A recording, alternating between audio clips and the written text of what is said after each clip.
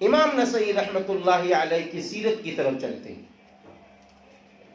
امام نسائی رحمۃ اللہ علیہ بہت بڑے محدث، فقیہ اور عالم دین تھے۔ آپ کا نام احمد، آپ کی کنیت عبد الرحمن، والد کا نام شعیب بن علی، اور امام حافظ الحدیث کے لقب سے مشہور ہوئے۔ آپ کی تاریخ پیدائش میں اختلاف ہے کہ سن 214 ہجری یا سن 215 ہجری میں آپ کی پیدائش ہوئی۔ سن 214 ہجری یا سن 215 ہجری میں آپ کی پیدائش ہوتی ہے۔ آپ کی پیدائش جو ہوتی ہے وہ پیدائش کے متعلق علماء کا یہ بھی اتفاق ہے کہ سن 215 ہجری ہے۔ آپ جس زمانے میں تشریف لائے وہ مامون رشید کا زمانہ تھا۔ مامون رشید کا زمانہ تھا۔ وفات آپ کی ہوتی ہے سن 303 ہجری میں۔ سرزمین مکہ میں آپ کی وفات ہوتی ہے۔ سرزمین مکہ میں آپ کی وفات ہوتی ہے۔ آپ نے بہت سفر کیا ہے۔ ابتدائی تعلیم کے بعد حدیث کو حاصل کرنے کے لیے بہت سفر کیا۔ سارے محدثین نے بہت بڑے بڑے سفر کیا۔ آج جو یہ حدیث کی کتابیں ہمیں آپ کو اتنی آسانی سے مل جاتی ہیں، یہ سمجھ لیجیے اللہ کا فضل ہے۔ اچھی بہنوں، آج تو ہم ان حدیث کی کتابوں کی بھی وہ قدر نہیں کر پاتے جس طرح کرنی چاہیے۔ آپ دیکھیے کہ اللہ کے محبوبوں نے فرمایا اگر ایک دن کا سبق کا ناغہ ہو جاتا ہے تو 40 دن کی برکت چلی جاتی ہے۔ آج ہماری بچیاں معمولی بات میں فوراً ناغہ کرتے تھے، فوراً ناغہ کرتے تھے۔ اس لیے بہت غور کرنے کی ضرورت ہے۔ یہ حدیث کا جو ذخیرہ ہمیں ملا ہے، حدیث کا جو ذخیرہ ہمیں ملا ہے، یہ ذخیرہ بہت اہم ہے، بہت اہم ہے۔ اس حدیث کے ذخیرے کی قدر کرنی چاہیے۔ آپ دیکھیے کہ امام نسائی رحمۃ اللہ علیہ نے عراق کا سفر کیا، شام کا سفر کیا، کہاں نہیں سفر کیا آپ نے۔ اساتذہ کرام میں اگر توجہ دیں تو آپ کے اساتذہ کرام میں بہت سارے اساتذہ کرام تھے، جس میں امام بخاری رحمۃ اللہ علیہ خود آپ کے استاد محترم ہیں۔ آپ کا حافظہ غیر معمولی قوت والا تھا۔ آپ کا حافظہ اتنا مضبوط تھا کہ جس کی کوئی حد نہیں۔ حافظہ آپ کا بہت مضبوط تھا۔ امام نسائی رحمۃ اللہ علیہ کا حافظہ بہت مضبوط تھا، بہت مضبوط تھا۔ اچھی بچیوں، ایک یہ بھی آپ کو اللہ کی طرف سے انعام ملا کہ آپ ملک شام حبس کے قاضی بھی تھے اور گورنر بھی تھے۔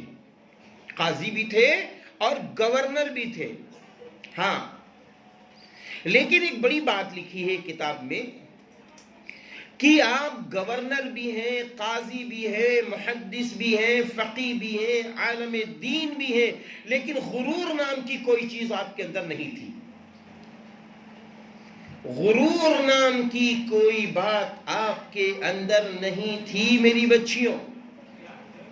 غرور نہیں تھا آپ کے پاس۔ آج معمولی باتوں میں غرور آ جاتا ہے۔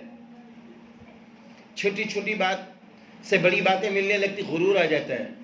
اگر کسی کے پاس بہت زیادہ علم ہو اس کو غرور آ جاتا ہے۔ اگر کسی کو بہت اچھی کتاب پڑھانے کی صلاحیت ہو جائے تو اس کو غرور آ جاتا ہے۔ کسی کے پاس بہت بڑا علم آ جائے اس کو غرور آ جاتا ہے۔ کسی کے پاس دولت آ جائے اس کو غرور آ جاتا ہے۔ کسی کی شکل صورت بڑی اچھی ہو اس کو غرور آ جاتا ہے۔ کسی کے پاس گاڑی اچھی ہو اس کو غرور آ جاتا ہے۔ حالانکہ غرور نہیں آنا چاہیے، اس لیے کہ اس کا دینے والا اللہ ہے۔ اگر علم میں ہم فوقیت والے ہیں، اگر ہم مال میں بڑے ہیں، اگر ہم بزنس میں بہت اچھے ہیں، اگر ہم گاڑی گھوڑے والے ہیں، تو یہ سب اللہ نے دیا ہے نا۔ اور نبی پاک صلی اللہ علیہ وسلم نے فرمایا اللہ کو تواضع بہت پسند ہے۔ میری بچیوں، جو بچی بڑھاپے تک اپنے آپ کو چھوٹی بنا کر رکھے، جس میں تواضع ہو تو اللہ تعالیٰ ایسے شخص کو آگے بڑھا دیتا ہے۔ اور جس کے اندر غرور ہوتا ہے، کبر ہوتا ہے، تو غرور اللہ کی چادر ہے، غرور اللہ کی چادر ہے، اور جو اللہ کی چادر کو پھاڑنے کی کوشش کرے گا اللہ اس کو پھاڑ دے گا۔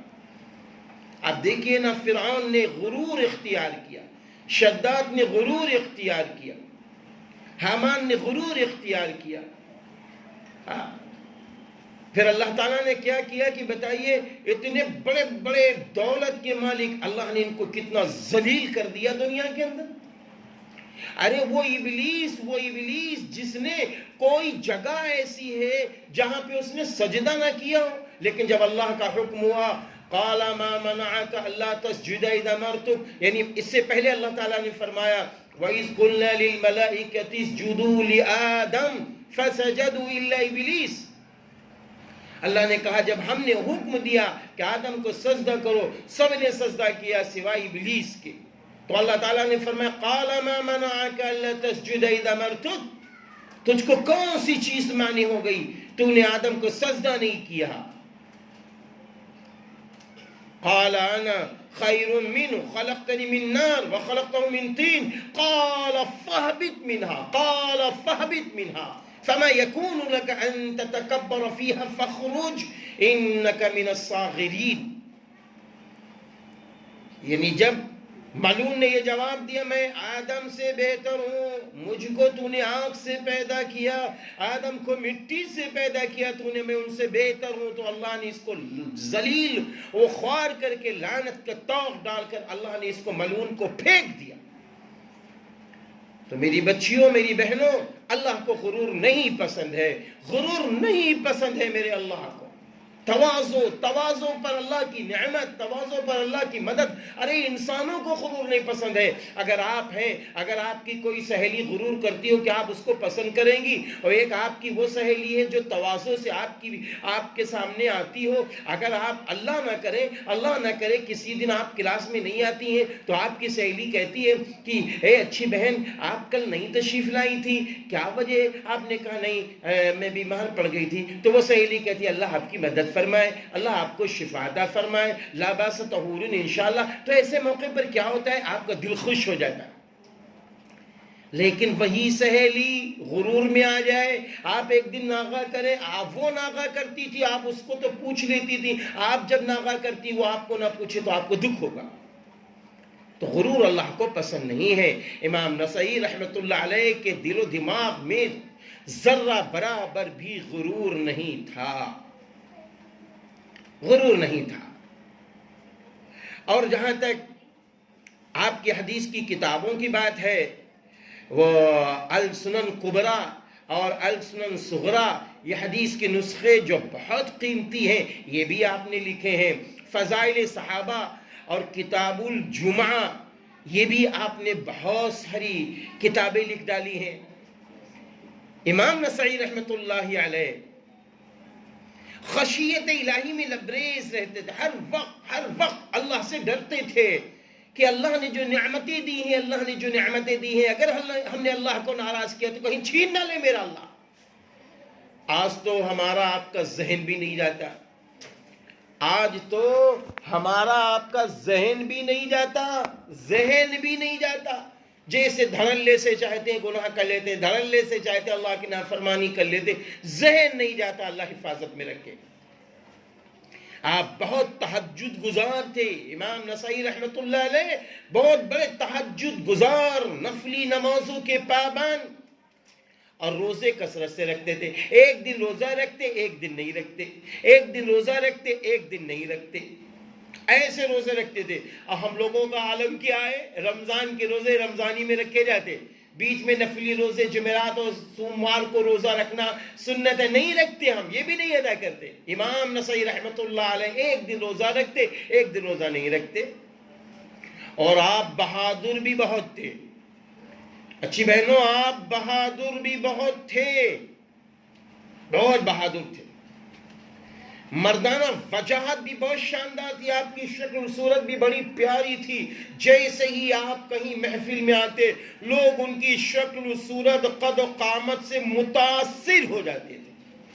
اور یہ بہنوں اچھی طرح یاد رکھنا، میری پیاری بچیوں، میری بیٹیوں، اچھی طرح یہ یاد رکھنا، آپ کہیں بھی جائیں، آپ کہیں بھی جائیں، سب سے پہلے آپ کو آپ کے لباس سے پہچانا جاتا ہے، پھر آپ کی شکل و صورت سے آپ کو پہچانا جاتا ہے، اور پھر آپ جب زبان سے بولتی ہیں، اب آپ کیسے بولتی ہیں، اندر آپ کا دل پاک ہے یا اللہ نہ کرے ناپاک ہے، کیسی زبان آپ اختیار کرتی ہیں، زبان میں مٹھاس ہے یا تلخی ہے، نگاہیں پاک ہیں یا ناپاک ہیں، پھر وہ جب استعمال ہوتی ہیں تب لوگ آپ کو پہچان جاتے ہیں. امام نسائی رحمت اللہ علیہ ہر اعتبار سے پاک و صاف رہا کرتے تھے. زبان میں بھی مٹھاس ہے، نگاہیں بھی پاک ہیں، دل بھی صاف ہے، غرور بھی نہیں ہے، خشیت الہی خوب اندر داخل ہے. یہ جب نعمتیں اللہ نے ان کو دی اور ان نعمتوں پر یہ اللہ کی شکر کرنے والے بنے تو اللہ تعالیٰ نے آپ کو امام نسائی بنا دیا، محدث بنا دیا، فقیہ بنا دیا، محدث بنا دیا، فقیہ بنا دیا، فقیہ بنا دیا. آئیے اب ہم چلتے ہیں اس حدیث پاک کی طرف جو ہماری بچیوں نے پڑھا ہے. اخبرنا ابو عبد الرحمن احمد بن شعیب قال انبانا عمرو بن علی قال حدثنا ابو عاصم قال حدثنا ابن ابی ذئب قال حدثني اسید بن ابی اسید عن معاذ بن عبد الله عن أبيه قال أصابنا كش وظلمة فانتظرنا رسول الله صلى الله عليه وسلم ليصلي بنا ثم ذكر كلاما معناه فخرج رسول الله صلى الله عليه وسلم ليصلي بنا فقال قل فقلت ما أقول قال قل هو الله أحد والمعوذتين حين تمسي وحين تصبح ثلاثا يكفيك كل شيء. رسول اللہ صلی اللہ علیہ وسلم نے اس میں کیا فرمایا، یا ہماری بچیوں نے جو حدیث پڑھی تھی بیٹیوں نے اس میں کیا فرمایا، اس پر ہمیں توجہ چاہیے. یہ میں نے دوسری حدیث پڑھ دی ہے، جو ہماری بچیوں نے حدیث پاک پڑھی ہے اس پر بھی ہمیں توجہ چاہیے، جس کا ترجمہ ہے کہ حضرت ابو ہریرہ رضی اللہ عنہ فرماتے ہیں کہ رسول اللہ صلی اللہ علیہ وسلم نے فرمایا کہ جب تم نیند سے بیدار ہو تو وہ اپنے ہاتھ وضو کے پانی میں نہ ڈالیں، تو وہ اپنے ہاتھ وضو کے پانی میں نہ ڈالیں جب تک دھو نہ لیں 3 بار، جب تک دھو نہ لیں 3 بار. بات اصل میں یہ ہے کہ انسان جب سوتا ہے، انسان جب سوتا ہے اور سونے چلتا ہے تو ہوتا کیا ہے، جب وہ سونے چلتا ہے تو انسان کا معاملہ یہ ہوتا ہے کہ اس کے ہاتھ چاروں طرف جاتے ہیں، کہیں گندگی کی طرف بھی چلے جاتے ہیں. اس لیے اسلام پاکی اور صفائی کو بہت پسند کرتا ہے. اسلام پاکی اور صفائی کو بہت پسند کرتا ہے. اور جب اسلام نے پاکی اور صفائی کو پسند کیا تو پھر فوراً یہ بات سامنے آ گئی کہ بھائی دیکھو وضو کا پانی پاک ہوتا ہے، آپ کے ہاتھ میں گندگی کہیں لگی ہوگی، رات میں ادھر ادھر کہیں ہاتھ گیا ہوگا، اسی وجہ سے فرمایا کہ بھائی ایسا کرو کہ تم یہ نہ کیا کرو کہ ایسا کرو، بلکہ ایسا کیا کرو، ایسا کیا کرو کہ ایسے موقع پر آپ اپنے ہاتھوں کو پہلے دھو لو، آپ اپنے ہاتھوں کو پہلے دھو لو. ہاتھوں کو اس لیے پہلے دھو لو، ہاتھوں کو اس لیے پہلے دھو لو تاکہ آپ کے ہاتھ پاک و صاف ہو جائیں اور پھر ہاتھ ڈالو. اگر برتن چھوٹا ہے تو ہاتھ 3 بار باہر سے دھو لو. اور اگر برتن بہت بڑا ہے تو اگر آپ کے ہاتھ بہت گندے نہیں ہیں